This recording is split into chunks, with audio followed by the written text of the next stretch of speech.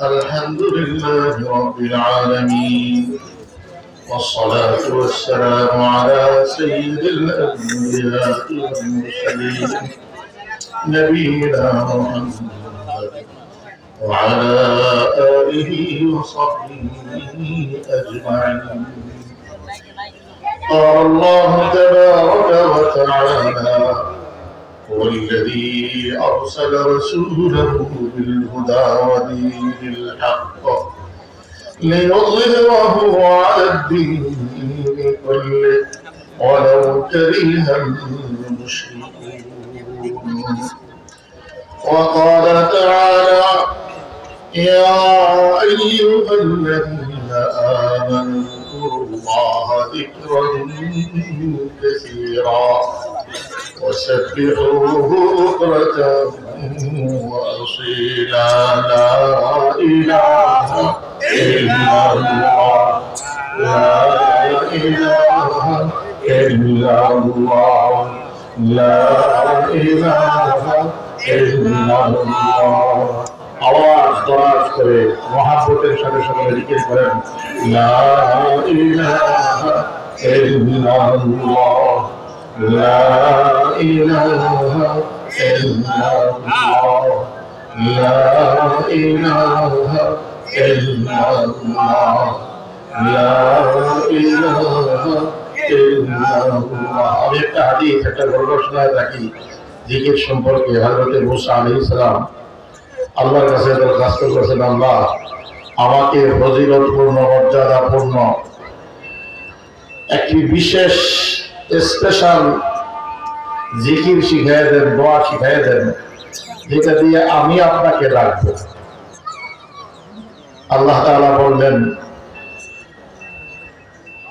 যেই ধরনের তুমি বিশেষতাই করছো, এত বিশেষ ফজিলতপূর্ণ এই পূর্ণ সেই পূর্ণ এমন জিকির তো একটাই, সেটা হলো লা ইলাহা ইল্লাল্লাহ, লা ইলাহা ইল্লাল্লাহ, লা ইলাহা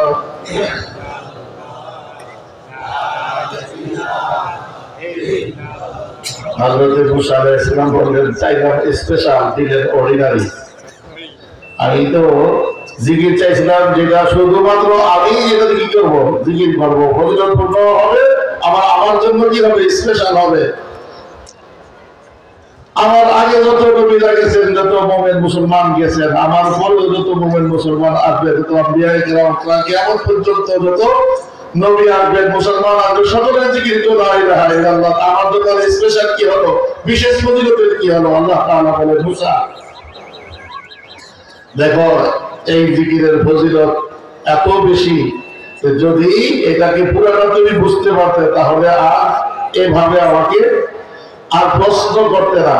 কারণ 7 তরফ জমিন, জমিনের 7টি স্তর এবং তার মাঝে যত কিছু আছে, 7 তরফ আসমান, আসমানটি 7টি, এবং প্রতি স্তরে স্তরে যত কিছু আছে, এই 14তম আসমান ও জমিন এবং তার মাঝে যত কিছু আছে, সব যদি এক পাল্লায় রাখা হয়, আর লা ইলাহা ইল্লাল্লাহর জিকিরটা যদি এক পাল্লায় রাখা হয়, লাওয়াজাতুহুন্না, লা ইলাহা ইল্লাল্লাহর জিকির দ্বিতীয় পাল্লাকে হালকা করে দিয়ে নিজের পাল্লাটাকে ভারী করে দেবে। এই জিকিরের সম্পর্কে রাসূল করিম সাল্লাল্লাহু আলাইহি ওয়াসাল্লাম বলেন, 7 প্রকারের মানুষ বিনা হিসাবে তো জান্নাতে যাবেই। জান্নাতে যাওয়ার ফয়সালা হয় নাই, এখনো হিসাব নিকাশ শুরু হয় নাই, তখন 7 প্রকারের মানুষকে আল্লাহ তাআলা আরশে আজিমের ছায়া করে জায়গা দিবেন। তার মধ্যে এক প্রকারের মানুষ হলো রাজুলুন যাকারাল্লাহা খাফিয়া ফাফারাত আইনা। এমন মানুষ যে একজন কি করছে, নির্জনে বসে গোপনে একাকী রাতের আধারে অথবা দিনেই একাকী কোথাও বসে আল্লাহর জিকির করেছে, লা ইলাহা ইল্লাল্লাহ। এই জিকির করতে করতে তার এত বেশি আবেগী হয়েছে, আবেগী হয়ে নিজের চোখ দিয়ে বাবা আইনা চোখ দুটা দিয়ে পানি পড়েছে। যদি জীবনে একবারও কারণে এই ঘটনা ঘটে থাকে যে সে একাকী জিকির করেছে আর সেই জিকিরের কারণে মন নরম হয়ে চোখ দিয়ে পানি বয়া পড়ছে, আল্লাহর রাসূল বলেন ওই কিয়ামতের ময়দানে 7 প্রকারের মানুষকে বিনা হিসাবে যাদেরকে আফসা আলীমের ছায়া করে জায়গা দেওয়া হবে, এই ব্যক্তিকেও সেই জায়গায় জায়গা দেওয়া হবে। এই জিকির সামান্য কোনো জিকির নয়, ছোটকাল থেকে শিখছি দেখে আমাদের কাছে জবাব লাগে, এর ফজিলত অনেক বেশি। এই জন্য কোনো ভয় আছে নাকি জিকির করতে? কাউকে ভয় পাবে না। কিছুদিন আগেও একটু একটু ভয় পাইতাম আমরা, তাই না? আমার মান সম্মান বাঁচানো বড় কঠিন ছিল। মাইক টেনে নিয়ে যেত, হক কথা বলতে দিল না, সত্য কথা বলতে দিল না। কিন্তু আজকে সময়ের ব্যাপারে ওই ব্যক্তিকে ওই সরকারি শক্তি আজ এখানে নেই। আর 7 বছর পর্যন্ত এইখানে যেন আর দ্বিতীয়বার না আসতে পারে, জিকিরের আওয়াজ দিয়ে সাবধান করে দেন প্রত্যেকটাকে। আর যাই হয়েছে আমরা জিকির করছি, আমার পরবর্তী প্রজন্ম জিকির শিখিয়ে দেবো। জিকিরের আওয়াজে ইংরেজি সরকারি যত শক্তি আছে, যত স্বৈরাচারী আছে, যত ফ্যাসিস্ট আছে, একটাও এই দেশের মতো জায়গা হবে না।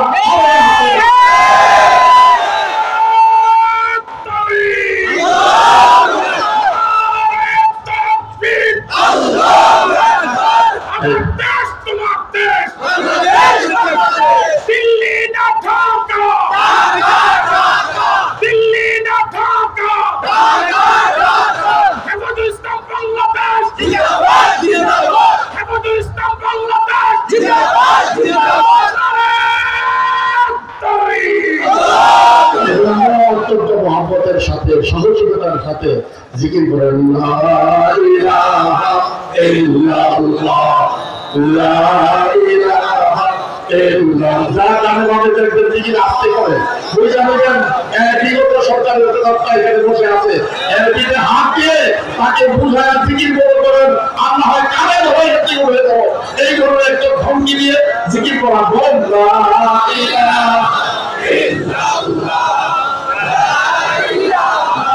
illallah, la ilaha illallah, la ilaha illallah, la ilaha illallah, la ilaha illallah, la ma'buda illallah, la maqsuda illallah, la sujuda illallah, la ilaha illallah,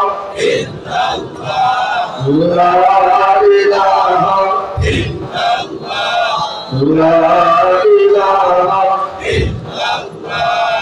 la ilaha illallah,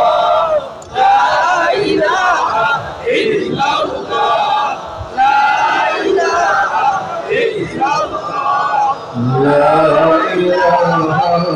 illallah, la ilaha illallah, la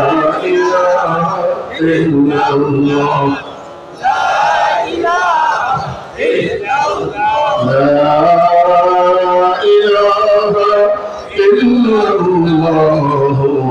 Muhammadur Rasulullah sallallahu alaihi wasallam। Fatullah বাজার বাইতুল হাদিস মাদ্রাসা কর্তৃক আয়োজিত আজকের এই 17তম ওয়াজ ও দোয়া মাহফিলের সম্মানিত প্রধান বক্তা, প্রধান আলোচক, প্রধান অতিথি এবং বিশেষ অতিথিবৃন্দ, অত্র এলাকার গণ্যমান্য মুরব্বিয়ানে কেরাম এবং কোরআন দরদি, রাসূল প্রেমী, দ্বীন প্রেমী, তৌহিদি সংগ্রামী জনতা, আসসালামু আলাইকুম ওয়া রাহমাতুল্লাহি ওয়া বারাকাতুহু।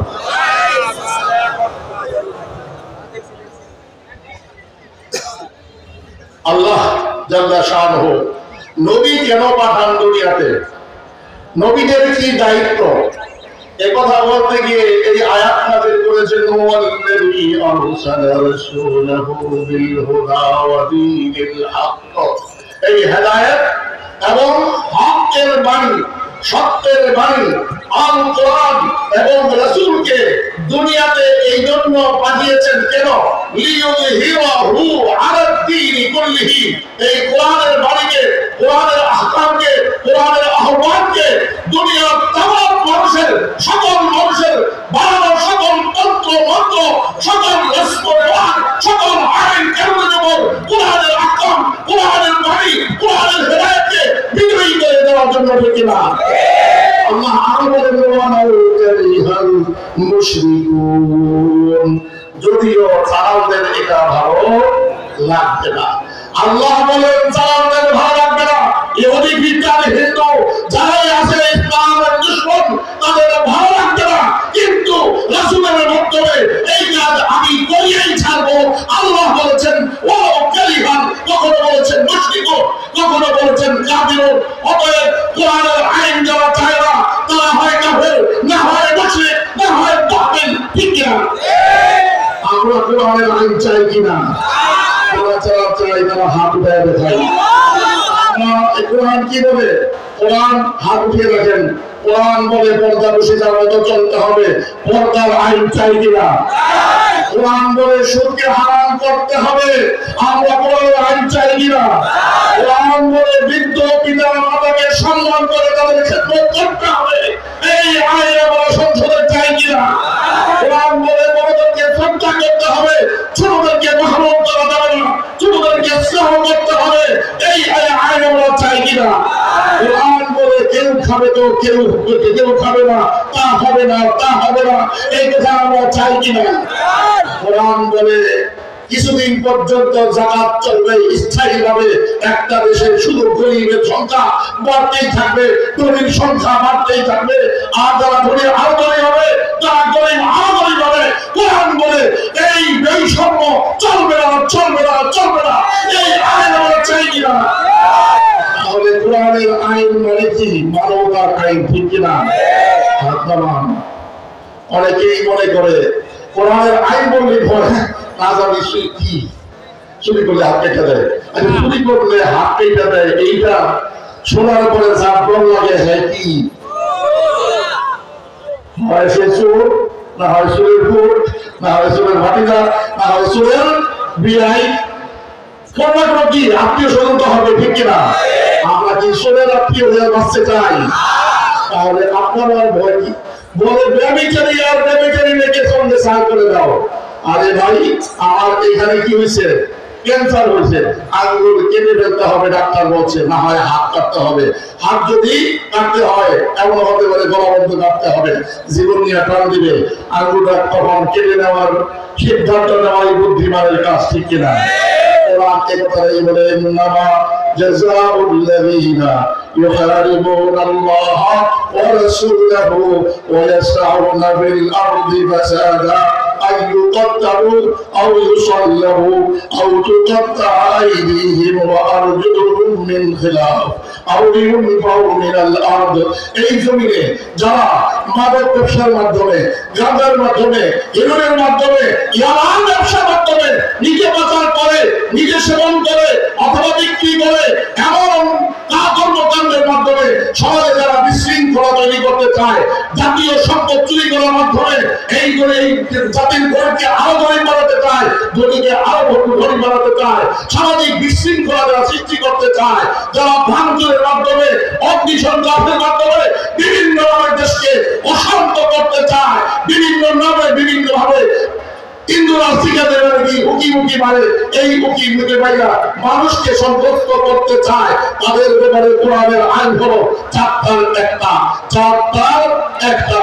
তার অপরাধ বেঁধে হয়তো তার একদম গলা কেটে হত্যা করো, তার গলা কেটে হত্যা করো, অথবা তাকে কি ছুরিতে চড়ায়, ফাঁসিতে চড়ায়, মানুষকে সামনে দেখায় মারো। ক্যান্সার হয়েছে, ক্যান্সার কেটে দাও, হাত বাঁধবে, পুরা বডি বাঁধবে, মানুষটা বেঁচে যাবে, ঠিক কিনা? এই সমাজের বডি, এই সমাজের বডি, দেশের বডিকে যদি বডি স্ট্রাকচারটা যদি ঠিক রাখতে হয়, তাহলে জাতীয় চোর যারা প্রত্যেকটার হয়তো তাদেরকে কি করতে হবে? গলা কাটতে হবে, মানুষের সামনে না হয় চুরিতে চড়াতে হবে, ফাঁসিতে চড়াতে হবে। এই আইন সংসদে হোক, আমরা চাই কিনা? কোরআনের আইন বলতে এটাই, ভালো মানুষের জন্য কোনো আইন নাই, ভালো মানুষের খালি সওয়াব আর সওয়াব। আর যারা খারাপ মানুষ তারা কি এই আইনে ভয় করে? আমরা কেউ ভয় পাই না, আমরা কেউ ভয় পাই না, কারণ চুরিকে সাপোর্ট করি না। চুরে চোরে হারি, এক চোরে বিয়ে করে আরেক চোরে এইটা আমরা কি করতে চাই না। আমাদের মধ্যে এই আমলটা আমরা করতে চাই না। আমার হারির জামাই আমার বাগনির জামাই আমার ভাইরা আর চুরি করে সেটা আমি সাপোর্ট দিই দূর থেকে। সাধু চিন্তা আমি কতিব সাহেব বসে আছি, আমি সচিব সাহেব বসে আছি, আমি কিচ্ছু জানি না, আমি কি ভাজা মাছ করে খাইতে জানি না, কিন্তু এখানে বসে বসে সবকিছু নিয়ন্ত্রণ আমি করতেছি। এই ধরনের কর্মকর্তা আমাদের বাংলাদেশের প্রশাসনে আছে কি নাই? তারা কি ক্লিন একদম এসি করা রুমে বসা, তিন পর্দার ভিতরে বসা, উনি কিচ্ছু বুঝেন না। মাশাআল্লাহ, জনদরদি মানবদরদি সমাজদরদি একজন মানুষ বসে থাকে, অথচ সব ধরনের চামড়ার ভাগ বাটোয়ারা তার টেবিলে বসে সন্ধ্যা সময়, ঠিক কিনা? তাহলে এক চলে কি চলে চলে হারি আর চলে বিয়ে করে এরা যারা করে তাদের ব্যাপারেও কি ওই একই হুকুম। তারাও সমাজে বিশৃঙ্খলা সৃষ্টি করতে চায়। তাহলে শাস্তি কয়টা? 4টা। অপরাধ বেঁধে হয় এগুলি শাস্তি, আর না হয় বলছে কি ডান হাত বাম পা, বাম হাত ডান পা। যারা নাকি একটা প্রজেক্ট থেকে 2-3 হাজার কোটি টাকা মেলা পড়ায়, এমন মানুষ আছে কি নাই? তার দুর্যোগের মানুষও আছে কি নাই? এখন নতুন নতুন বক্তৃতা ছাড়তেছে আমেরিকায় বসে যায়, তুমি আবার যদি সব সাহস থাকে এখানে বসো, বিচার করে বিচারের সম্মুখে দাঁড়াবে, নিজেকে নির্দোষ প্রমাণ করে তারপর বেরোয় আসবে। এটা না করে ডয়েচকি আছে খালের মধ্যে তার সেই ইয়ে করতে গিয়ে ওখানে গিয়ে আপনি এখন বড় বড় কথা বলেন, ছাত্রের সাথে আমার কোনো সম্পর্ক নাই, এই কথা বলা হবে। একদিকে বলা তাহাজ্জুদ গুলার, অপরদিকে ছাত্রের এই হোতা হয়ে আমার এই দোষ অন্যের ঘাড়ে চাপানোর জন্য মিথ্যাচার করে দেখি না। তো কি হতো? আলাদরই তো জনগণ জানে, দেশের জানে, সবাই জানে, কিন্তু ইবলিস শয়তানের চাস্তরাইরা এতদিন পর্যন্ত আমাদের উপরে থেকে বসেছিল। এজন্য যারা সত্ত্বেও তকির বাপ নিজেও কথাটা কি স্পষ্টভাবে বলতে পারে, ঠিক কিনা? এজন্য এখন সময় আসছে সব অপরাধীদেরকে দেখাই না যে কতটুকু অপরাধ করছে, এর থেকে কিন্তু কম দিলেন, কিন্তু বেশি দেওয়া হয়, আর কম দিলে এদের অস্তিত্ব থাকবে না, ঠিক কিনা? আমার আল্লাহ বলেন তাদেরকে উল্টাভাবে হাত পা কেটে দাও। আজকে যদি চুরির অপরাধে হাজী শরীফকে, শামীম ওসমানকে, আর হাসান মাহমুদকে নাম এটাকে বড় বড় নাম দিতেছি, এই ধরনের বড় বড় যেগুলা চুরি করে গেছে সম্পদ, বাংলাদেশের সম্পদ তারা দুবাই নিয়ে ইনভেস্ট করেছে, বিশ্বব্যাংকে করেছে, সুইস ব্যাংকে করেছে, ফ্রান্সে করেছে, আরবে করেছে, ইউরোপে করেছে, বেগম পরাজারা বানিয়েছে। আমার সম্পদ চুরি করে করে সেই মানুষ করে এই দেশে এনে এই 3 ধরনের শাস্তি যদি দেওয়া হতো, হয় কি তাদেরকে তদন্ত করো, আর না হয় তাদেরকে ফাঁসি দিয়ে দাও, আর না হয় উল্টোভাবে হাত পা কেটে দাও।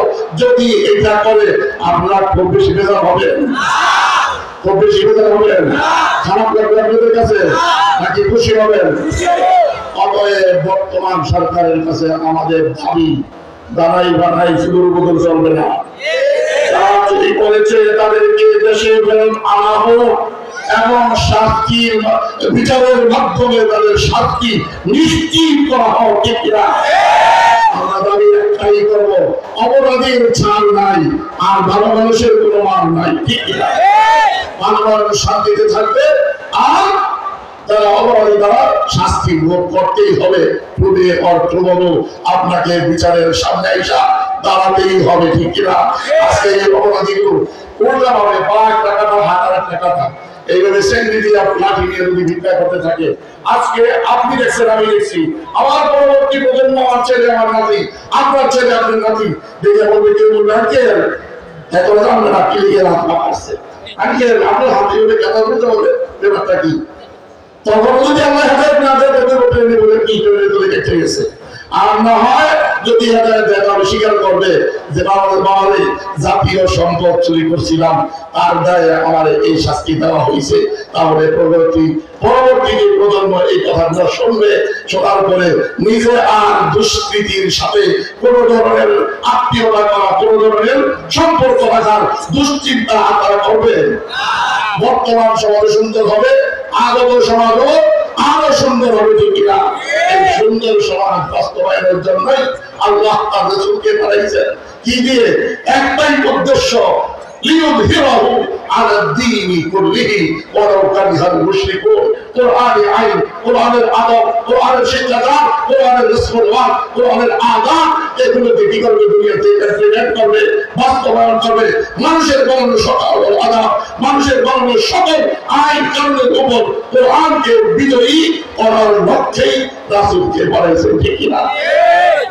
এখন কথা আমরা বলে দিলাম, লক্ষ্য কি? কোরআনকে বাস্তবায়ন করা, কোরআনকে বিজয়ী করা। তাহলে কিভাবে বিজয়ী হতে পারে? এই কথাটা শিখতে হবে কার কাছ থেকে? রাসূলের কাছ থেকে, ঠিক কিনা? আল্লাহর কাছ থেকে, আল্লাহর রাসূলের কাছ থেকে শিখতে হবে। লক্ষ্য ঠিক করেছি, উদ্দেশ্য ঠিক করেছি, দ্বীন কায়েম করব, কোরআনকে বিজয়ী বানাবো। কর্মসূচি কি? কোনটা কোনটা করলে, কি কি কাজ করলে আমি কি করতে পারবো? কোরআনকে বিজয়ী করতে পারবো। এই কথাটা হযরত ইব্রাহিম আলাইহিস সালাম একটি শুভ ভবনে, একটি মহেন্দ্রক্ষণে এই কথাটাই আল্লাহর কাছে বিস্তারিতভাবে চাইছেন, আল্লাহ আমাকে এই কর্মসূচি দেন, দিলে পরে আমার বংশের যে নবী আসতেছে সেই নবী কি করতে পারবে? দ্বীনকে, কোরআনকে, কোরআনের আইনকে, কোরআনের আদবকে, কোরআনের শিষ্টাচারকে মানুষের উপরে বিজয়ী করতে পারবে, মানুষের বানানো তন্ত্রমন্ত্রের উপরে বিজয়ী করতে পারবে। এই যে দোয়া করছেন, সেই দোয়ার মধ্যে চারটা জিনিস চাইছেন, চারটা কর্মসূচি চাইছেন, 4 দফা কর্মসূচি চাইছেন। এই 4 দফা কর্মসূচি হলো আজকে আমার 4-5-20 মিনিটের আলোচনার মূল কথাবার্তা। এই কথাগুলি শুনতে রাজি আছি আমরা সবাই। এই যে 4 দফা কর্মসূচি, এটা যদি শুনি তাহলে জানতে পারবো বাংলাদেশে এত মুসলমান থাকা সত্ত্বেও দ্বীন কেন এখানে বিজয়ী নয়, কোরআন কেন এখানে বিজয়ী নয়, কোরআন কেন এখনো পরাজিত, মুসলমান কেন পরাজিত। এই কথাগুলো কি আমরা জানতে চাই? জানতে চাই। তাহলে মহব্বতের সাথে জিকির করি, লা ইলাহা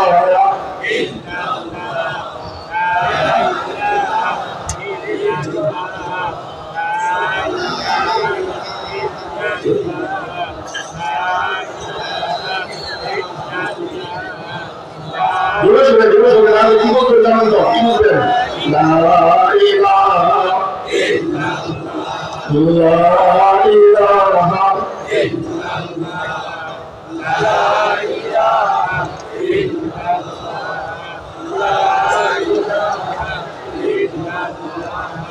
লা ইলাহা ইল্লাল্লাহ,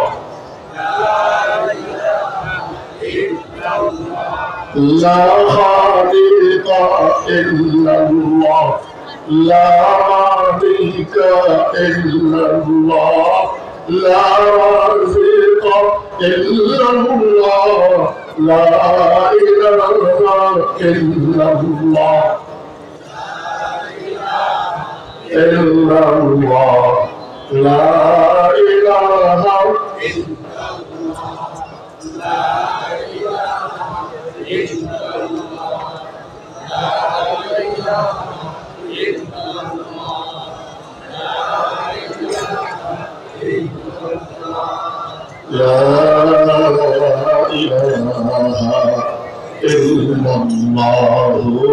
محمد رسول الله صلى الله عليه وسلم। আমরা সাধারণতভাবে কোনো ভালো কিছু অর্জন হলে, কোনো অ্যাচিভমেন্ট হলে তখন কি করি? দোয়ার ব্যবস্থা করি, খতমের ব্যবস্থা করি, মিলাদের ব্যবস্থা করি। ছেলেমেয়েরা পরীক্ষায় পাশ করলে করে থাকি, ছেলে বিদেশ গেছে, ভালো চাকরি হয়েছে তখন করি, প্রমোশন হয়েছে তখন করি, 12-6 বিল্ডিং বানানোর কি হয়েছে, তৌফিক হয়েছে তখন করি। কিসের? দোয়ার ব্যবস্থা করি, হুজুরকে দাওয়াত দেই, এটা মিলাদের ব্যবস্থা করি। বিশেষ যে আয় উন্নতি আমার হয়েছে, আল্লাহর কাছে শুকরিয়া আদায় করার জন্য এই আয়োজন করি। আরো সামনে একটার মালিক হয়েছি, আরো দুটার জন্য মালিক হতে পারি, আরো যেন আরো আয়োন্নতি হয়, আয়োন্নতিতে আরো কর্কট হয়, এই জন্য এই আয়োজন করে দেন, ঠিক না? এত কিছু করার পরে মনের মধ্যে ভয় থাকে, আমার বলল আল্লাহ যে সোজাসাজি দুনিয়াতে কেমনে জানি থাকবে, কেমনে বাচ্চা থাকবে, আমি চাইলে কি আকর বুদ্ধি দিয়া 6-9 গুণা করলো টিকা আছি, এই কত দুনিয়ার টাইম বাম বুঝে না, এগুলা কি কিভাবে টিকা থাকবে?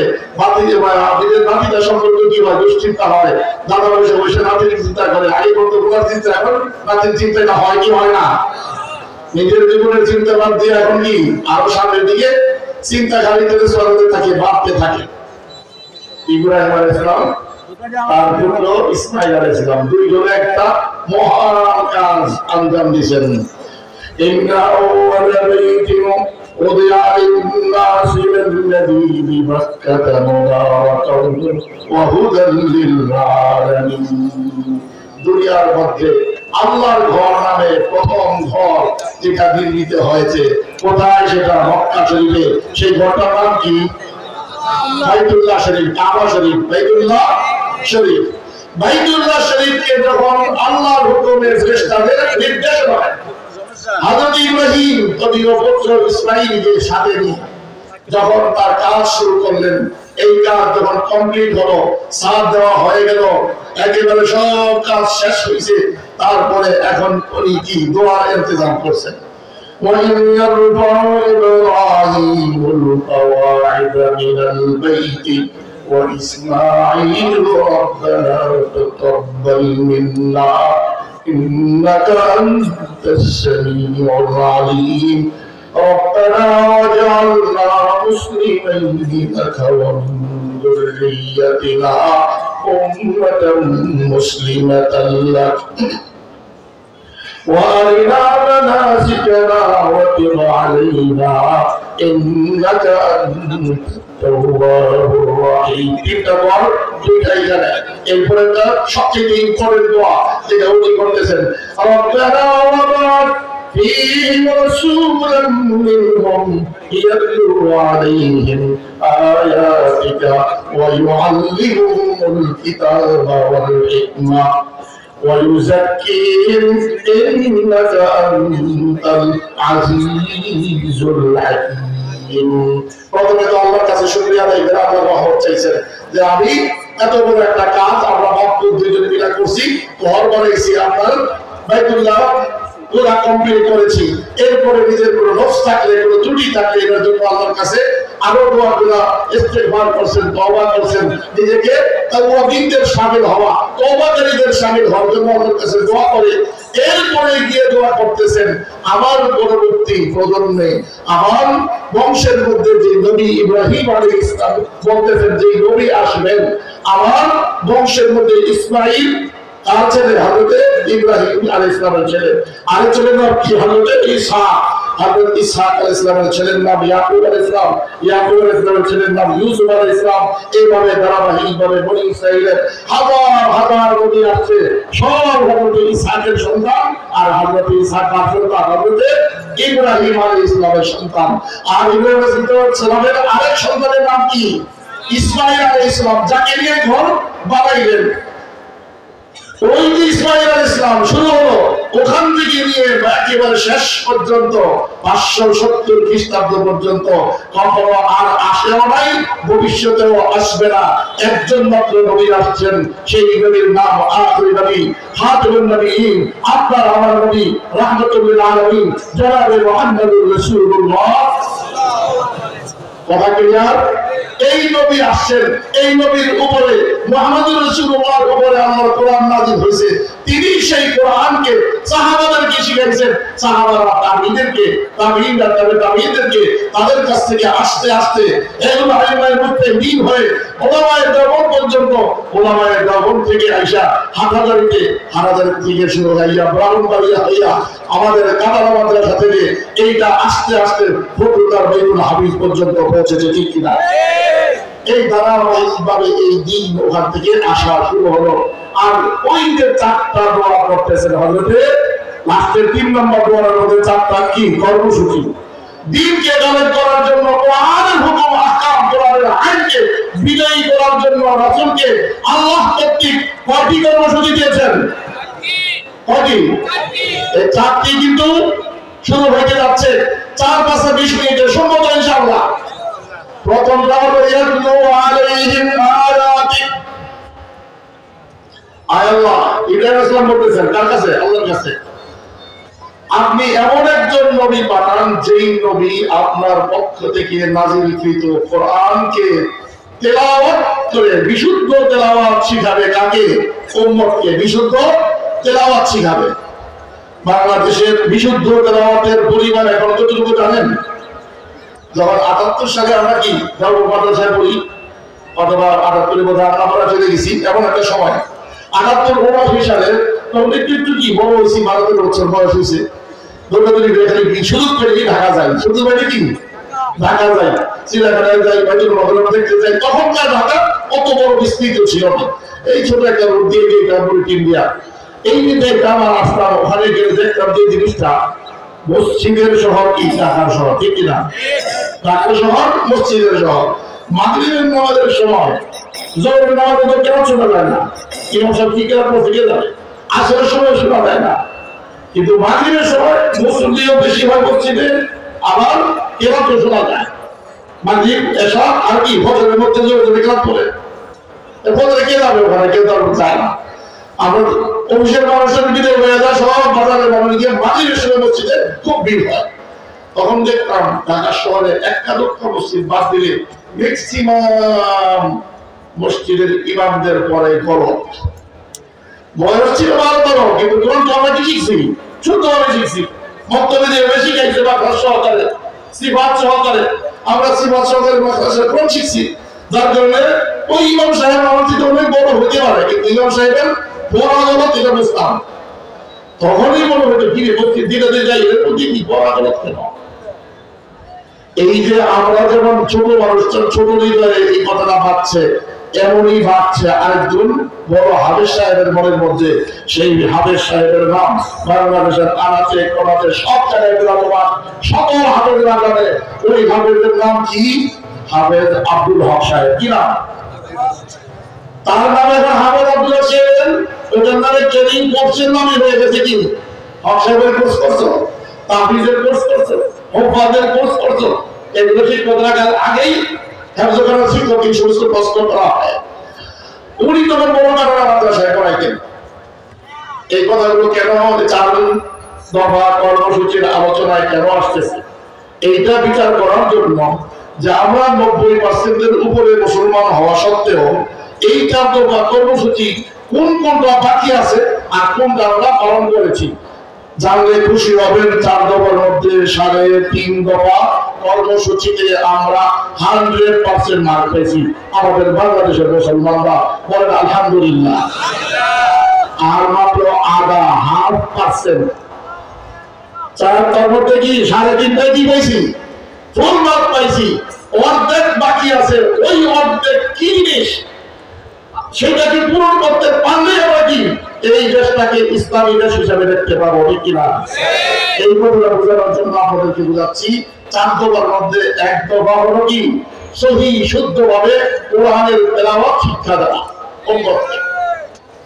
এই কোরআনের তেলাওয়াত যখন ভুল দেখছেন, আব্দুল হক সাহেব বড় কাটারা মাদ্রাসা থেকে গিয়ে সংসদ ভবনের পাশে শেরেবাংলা নামের একটা হেফজখানা বানান। এই হেফজখানা বাংলাদেশের কেরাতের জগৎকে, তাহফিজের জগৎকে পুরোপুরি চেঞ্জ করে রেখে দিয়েছেন, ঠিক কিনা? হাফেজ সাহেব ওখানে গিয়ে হেফজ শুরু করলেন। এখন এরাবিয়ান হাফেজরা কিভাবে পড়ে, হেরাত শরীফের ইমামরা কিভাবে পড়ে, বিভিন্ন বড় বড় ইসলামী দেশের বড় বড় আলেমরা কিভাবে হাফেজরা কিভাবে কোরআন পড়ে, ওই লাহাজা ওই লাহাজ সব নিয়ে আসছে এই দেশে। আইসা করি ওনার ছাত্রদেরকে এইভাবে গড়ে তুলছেন। তার ছাত্ররা তার ছাত্ররা তার ছাত্ররা এখন সারা বাংলাদেশে এমন একটি ধারাবাহিক ইউনিয়ন নাই যে ওইখানে সহি শুদ্ধ পড়ার হ্যাস করার কোনো কমতি আছে, এমন একটি ইউনিয়ন নাই, ঠিক কিনা? সব জায়গায় বসে দিয়েছেন উনি ওনার ছাত্রদেরকে। আর এত বছর 45 বছরের ব্যবধানে বাংলাদেশের চিত্র হলো এখন ঢাকার একটা মসজিদ পাবেন না যে এই মসজিদের ইমামের পড়া করলো, ঠিক কিনা? সব শুদ্ধ, গ্রামের হোক সব যুদ্ধ। এই সুন্দর এই বিরাট অভিযানের মহানায়ক হলেন আব্দুল হক সাহেব দাওয়াত বরকাতুন। এখন উত্তরাতে ওনার নিজের মাদ্রাসা আর সারা বাংলাদেশের তাহমিদুল হুফাজের হাফেজদের ওস্তাদ। আপনারা চিনেন কিনা জানি না, স্টেজের একজনও বাদ দিয়ে যারা চিনে না। হাফসারের ছাত্ররা, শিক্ষকরা, আলেমরা, ইমাম মুয়াজ্জিনরা হাফেজ আব্দুল হক সাহেবকে চিনেন না এমন একজনও পাওয়া যাবে না, ঠিক না? আব্দুল হক সাহেব এই শুরু করলেন, এইটা রেজাল্ট আসলো এইভাবে, আর তার মূল্যায়ন আসলো আরেকভাবে। সেটা কি? এই 45 বছরে এমন হয়েছে মুসলিম দেশগুলোতে প্রায় 47টা দেশের মধ্যে কোরআনের কি হয় প্রতিযোগিতা। 47টা দেশে কোরআনের হেফজের প্রতিযোগিতা হয়, বিশুদ্ধ তেলাওয়াতের প্রতিযোগিতা হয়, সুন্দর আওয়াজের প্রতিযোগিতা হয়। সব বিচারে বাংলাদেশের হাফেজরা প্রত্যেক বছর বিভিন্ন দেশ থেকে প্রথম, দ্বিতীয়, তৃতীয় পুরস্কার, কখনো কখনো 3টা, আর কখনো কখনো 2টা, কখনো একটা, অসংখ্য জায়গা থেকে অসংখ্যবার প্রতি বছর পুরস্কার নিয়ে আসতেছে আর বাংলাদেশের নামকে উজ্জ্বল করতেছে, ঠিক কিনা? তাহলে যদি বলা হয়, এবং এই সাক্ষী সারা বিশ্বের হাফেজরা দিচ্ছে যে বাংলাদেশের হাফেজরা ইরাদের দিক দিয়েও কি এক নম্বর, তারা স্বরের দিক দিয়েও 1 নম্বর, উচ্চারণের দিক দিয়ে 1 নম্বর। এক কথায় কোরআনের তিলাওয়াত বাংলাদেশি মুসলমান, বাংলাদেশি হাফেজ থেকে বেশি শুদ্ধ সুন্দর অন্য কোন দেশে আর এখন নাই। কথা ঠিক কিনা? এটা আপনারা হয়তো না, বিচারকদের কথা। এখন যদি আমরা বলি বাংলাদেশের যে কয়জন হাফেজ আছেন তাদের ব্যাপারে যদি বাকি 97% 3% কি আছে আলেম ওলামা হাফেজদের সংখ্যা 97% হলাম আপনি আমি, আমরা যারা আলেম না, আমরা যারা কিনা হাফেজ না, আমাদেরকে যদি জিজ্ঞেস করা হয় বাংলাদেশের হাফেজরা আপনাদের কি যে দায়িত্ব তাদেরকে দিয়েছিলেন সহিহ শুদ্ধ কোরআন নিজে তেলাওয়াত করা এবং শেখানো, যে দায়িত্ব রাসূলের 1 নম্বর কর্মসূচি উম্মতকে কি করা, শুদ্ধ কোরআনের তেলাওয়াত শেখানো, এই কাজে তারা সফল না বিফল? আপনি বিচার করেন এই কাজে আমাদের দেশের হাফেজরা সফল না বিফল? জোরে বলেন সফল। তাহলে সফল তিনি কি 100% নাম্বার পাবেন কি? 100% সর্বশেষই কয়টা? 100 নম্বরে 4টা ভাগ করলে কত হয়? 25। যদি 25 নম্বর রাখি তেলাওয়াতের জন্য তাহলে 25 নম্বর পুরাই এদেশের হাফেজরা পাইছেন, ঠিক কিনা? তাহলে নবীর যে কর্মসূচি 1 নম্বর কর্মসূচিটা 100% পালন হয়েছে আমাদের, ঠিক না? বাংলাদেশের এখন আসেন একটা ছাত্ররা আমরা হাফেজ বানাই কয়দিনে, আর কি উপায়? আপনি যখন ভর্তি করে দিয়ে আসেন এই মাদ্রাসাগুলোর ক্ষমতা রাখি না, যারা বাচ্চা কাচ্চা দেই তারাই এটা কি রাখি, বাকিরা রাখি না। একটু খেয়াল করেন এই মাদ্রাসাগুলোর মধ্যে যখন বাচ্চাকে দিয়ে আসা হয় এই বাচ্চাটাকে আমরা কিভাবে পরিচর্যা করি, কিভাবে অল্প সময়ে অধিক ক্লাস পড়ায় দেওয়া যায়, এই ব্যবস্থা আমাদের গুণালী ব্যবস্থায় রাখা আছে, বক্তব্যের ব্যবস্থায় রাখা আছে, নাচের ব্যবস্থায় রাখা আছে। এরপরে আর কি কথা দেখেন আসবে যে আলিফ বা তা সা জিম হা এগুলো পড়ে, কয়েকদিন পরে আমরা যুক্তাক্ষর করি। এই আলিফ বা জবর আব্বা, বাচ্চাটা ছোট 5-6 বছরের বয়স, দেখে যে আমি বলতে গেলে আব্বা আম্মা আসে, তার কাছে ভালো লাগে।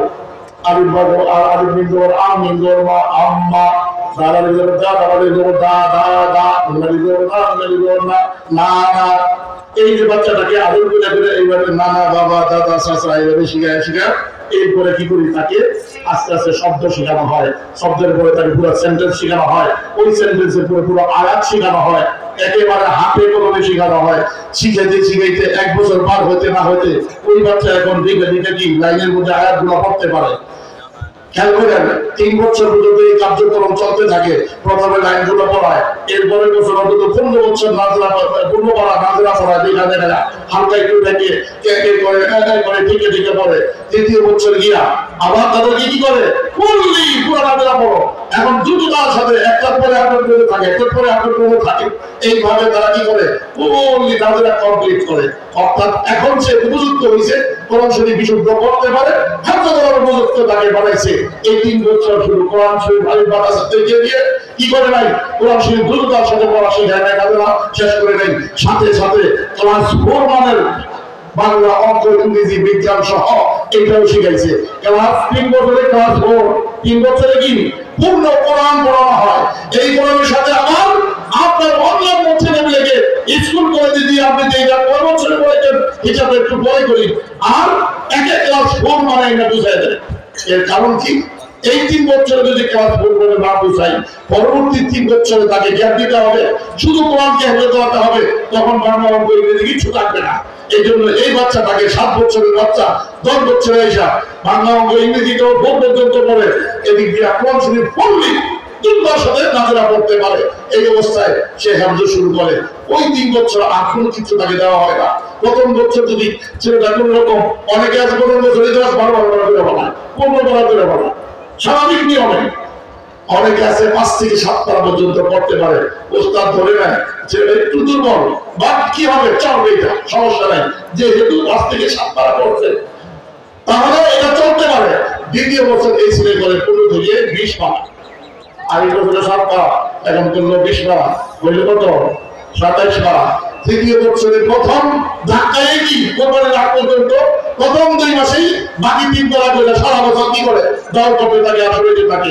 আর সাথে সাথে রমজান আইছে, তারাবি ক্লাস করতে থাকে, বয়সে যুবক হয়ে গেছে, হুজুরা থাকে তারাবির পিছনে, হামের সাথে পিছনে দাঁড়ায় যায়। মসজিদ যদি না পায়, আজকালের মধ্যে ছোট ছোট কি বানায়, টুল বানায়, ছোট ছোট ইমাম বানায়, ছোট ছোট ই বানায়, ওদেরকে বলে দাও করে রেখে দেবেন। আপনারা পুরো মাসে শুনেন 1 খতম, তারা কেউ 10-12 খতম করে ফেলেন এই রমজান মাসে দাঁড়ায় আছে। 6 বছরে বাচ্চাটা হাফেজ হলো, সাথে কি নিয়ে আসলো, ক্লাস 4 এর মানের। কথাটা কি ক্লিয়ার বুঝাতে পারছি? এই হলো আমাদের লেখাপড়া। আপনারা যখন নাকি বাচ্চাকে ভর্তি করান, অ্যাটেম্প টু প্লে, একটা ক্লাসের না, এরপরে হবে আবার কি প্লে 1, প্লে 2, এরপরে কি নার্সারি 1, 2, 3, ঠিক না? Attempt to play, play 1, play 2, এরপরে কি নার্সারি 1, 2, 3, এই সব পড়ানোর পরে তো এখন ক্লাস 1, এরপরে 1, 2, 3, 4, 5 চলতে থাকবে।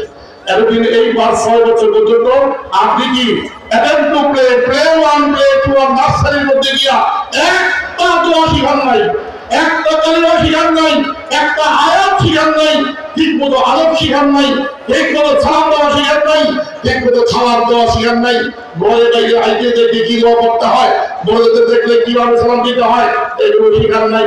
ওই মাদ্রাসায় 6 বছরে একটা বাচ্চাকে ক্লাস 4 এর সম্পূর্ণ সাবজেক্ট পড়ায়া, আবার কোরআন শিখায়া, হাফেজ করায়া, অন্তত শত শত দোয়া আর হাদিস মুখস্থ করায়া, এরপরে পরে যাও এখন গিয়ে কি করো, বড় বড় হাসপাতালে গিয়ে বসতে করো, ওই ব্যাপার ভালো লাগি বিদেশ থেকে নিয়ে পুরস্কার নিয়ে আসো। এরা ওই কাজে ব্যস্ত হয়ে যায়, ঠিক কিনা? আমরা হুজুররা যারা কিতাবখানা খুলে বড় বড় মাদ্রাসা করি, আমলাপাড়া মাদ্রাসা, হাজিপাড়া মাদ্রাসা, দেওবন্দ মাদ্রাসা, হাজিগঞ্জ মাদ্রাসা, বিভিন্ন জায়গায় বড় বড় মাদ্রাসা, ঢাকাতে বালিদারা মাদ্রাসা, মাদ্রাসা, রহমানিয়া মাদ্রাসা, মালিবাগ মাদ্রাসা, এই সমস্ত লালবাগ মাদ্রাসা, এই মাদ্রাসাগুলো খুলে বসে থাকি। বাংলাদেশের থেকে এইভাবে বিভিন্ন হাসখানা থেকে যারা হেফাজত শেষ করছে, বিভিন্ন পুরস্কার পাইছে, এই ছেলেগুলো আমাদের এখানে আসবে, আমাদের এখানে যারা পড়ছে তারাও যাবে, আমাদের বাড়ি যারা মাদ্রাসায় ইবতেদায়ী যারা হেফাজত শব্দ শেষ করে আইছে কি ভর্তি হয়েছে, এই ধরনের ছাত্রের সংখ্যা 2 করবে, ক এবং খ করবে মিলায়া 550। কত? যারা হাফেজ হয়ে ইবতেদায়ী পরীক্ষার বাকি আজকে পরীক্ষা শেষ করবো, আজকে বিভাগের পরীক্ষা শেষ হলো, বোর্ডের পরীক্ষা, ঠিক কিনা? যারা ইবতেদায়ী পরীক্ষা দিছে তাদের আজকে পরীক্ষা শেষ হলো, কত 10 দিন যাবত এই পরীক্ষা চলছে, এদের সংখ্যা হলো 550। 550 যারা হাফেজ এবং তারা এখন ক্লাস 5 এর পরীক্ষা দিয়া বের হলো, তার বয়স সর্বোচ্চ 16 বছর, 13, 14, 15, 16 এর মধ্যে তাদের বয়স। সবাই এক বয়স এসে ভর্তি হয়। এই যে বাচ্চারা আসলো, এরা কি হয়ে আসলো? এরা এই প্রথম রাসূলের একটা কি কর্মসূচি, ওইটার মধ্যেই এখন বরবাদ খাচ্ছে এই বাচ্চারা। সহি শুদ্ধ কোরআন পড়ে আসছে, ক্লাস 5 পর্যন্ত এবার পরীক্ষা দিল। এখন যে শুরু হবে উর্দু, ফার্সি, বাংলা, ইংরেজি ক্লাস 10 পর্যন্ত এখন বাধ্যতামূলক। আগে ক্লাস 8 পর্যন্ত ছিল, এখন বাধ্যতামূলক। আমাদের সরকারি বোর্ড এই আইন করছে বাধ্যতামূলক ক্লাস 10 পর্যন্ত এটা পড়তে হবে, প্রতি বছর 1 বছর করে বাড়তে থাকবে। আমাদের পড়াই চলবে 10 বছর, ইবতেদায়ী আউয়াল, ইবতেদায়ী সানি, ইবতেদায়ী বিশেষ, মিলাদ, মাহফিল, হেদায়েতুন নহু কাফিয়া সরেজমি সরেবেকা হেদায়েত জাওলাইন মেশকাত দাওরা 12 বছর। এই 12 বছর তাকে আমরা কি পড়াবো? এর আত্মযুদ্ধ যে কোরআন শরীফ মুখস্থ করছে, ইয়াসিন ওয়াল কোরআনিল হাকিম।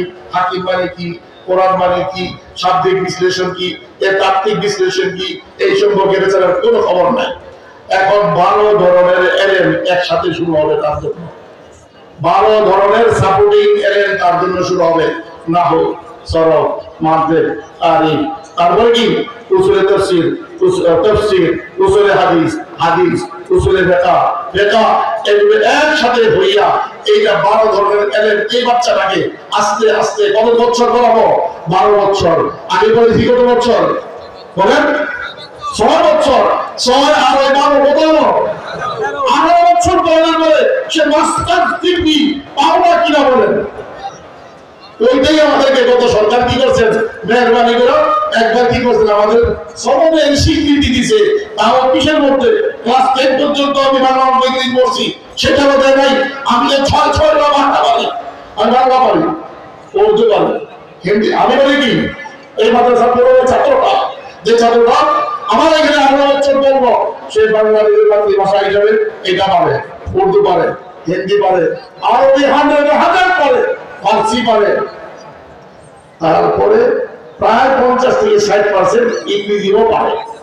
এই 6টা, অর্থাৎ 5.5টা কম্পিউটারি ভাষাও সাথে সাথে সে শিখে, শিখানোর পরে এই পরে তারপর সেখানে হইলে কত 21 থেকে 24 বছরের মাঝে। এখন এই বাচ্চাটাকে আমরা বলি, তুমি এখনো কি হও নাই, আলেম হও নাই, তুমি এখনো কি হও নাই, দাদা আমি শাসনের যে কথা আলেম হও নাই, তোমার জন্য টাকা সুসাদ আছে, হয় মুফতি পড়ো, নাই তাফসীর পড়ো, নাই হাদিস পড়ো, নাই সিয়াসা পড়ো, নাই তাসাউফ পড়ো, বিভিন্ন সেক্টর আছে, এগুলোতে 2 বছর ধরে পড়ো, 2 বছর পড়া। এরপরে কি ছোট ছোট মাদ্রাসায়, বড় বড় মাদ্রাসায় নিচের ক্লাসে, আমরা ছোট মাদ্রাসায় পড়াই, যাও ওখানে নিচের ক্লাসে পর্যন্ত পড়ো। নিচের ক্লাসগুলি পড়ায় 5-7 বছর পর মুদারিস হও, এরপরে ইন্টারনি করো, বড় কোনো আলেমের সান্নিধ্যে আরো 10 বছর কাটাও, বিয়ে শাদীও চলবে, মুদারিসিও চলবে, আলেম হওয়া চলবে।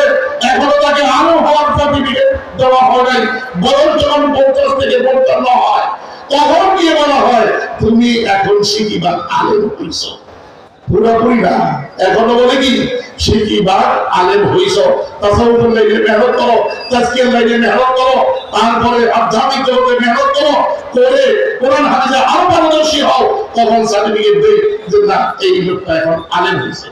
এমন আলেমের সংখ্যা বাংলাদেশে কমসে কম 5 লক্ষের উপরে পাবো। যারা যদি কোনো সময় কোনো কম্পিটিশন হইতো এইভাবে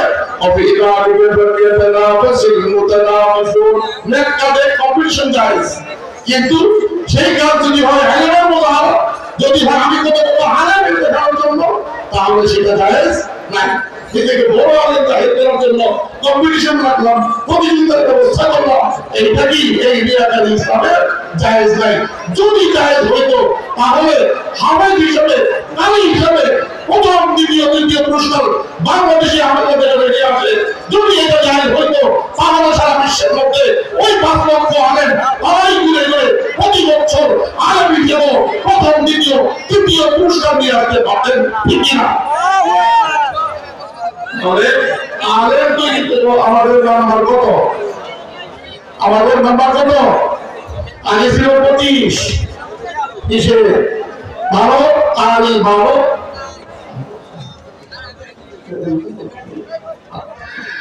ভালো হামেদ চুরির ক্ষেত্রে যেমন নাকি এদেশের আব্দুল হক সাহেব হুজুররা কি করছেন, 25 নাম্বার 25 পাইছেন।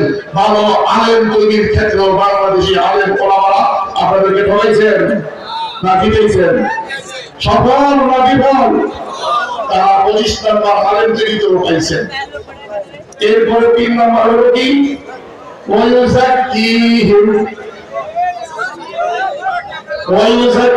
তাদের তাজকিয়ায়ে নফস করবে। রাসূল 1 নম্বরে তেলাওয়াত শিখাইলেন, 2 নম্বরে আলেম বানাইলেন, 3 নম্বরে তাজকিয়ায়ে নফস করবেন। উম্মতের তাজকিয়ায়ে নফস আধ্যাত্মিক জগতের উন্নতি। বাংলাদেশে কেন আমাদের এটা আমরা এখনো দিনকে বিজয় হিসেবে দেখি না? এই পর্যালোচনায় যদি যাই, এই 3 নম্বর কর্মসূচি কেউ বাংলাদেশ 25 নম্বর পাবে। কারণ আমার নাম থেকে এই ভূখণ্ডে পীর আউলিয়া যেভাবে মেহনত করে আসছেন, বড় মানুষের মধ্যে মেহনত করেন, আলেমদের মধ্যে মেহনত করেন, আফ্রিকা থেকে পীর আসেন, মালয়েশিয়া থেকে আসেন, পাকিস্তান থেকে আসেন, ভারত থেকে আসেন, তাদের কাছে বড় বড় আলেমরা বায়াত হন, বায়াত হয়ে নিজের আত্মশুদ্ধির কাজ চালিয়ে যান। আর স্থানীয়ভাবে আমাদের পদ্মার উপরে আল্লাহ তাআলা বরকত দিয়েছেন, ওখানে পদ্মার উপরে অসংখ্য পীর মশায়ের আলে হক আছেন, আলে কতটা ভালো করতে পারে।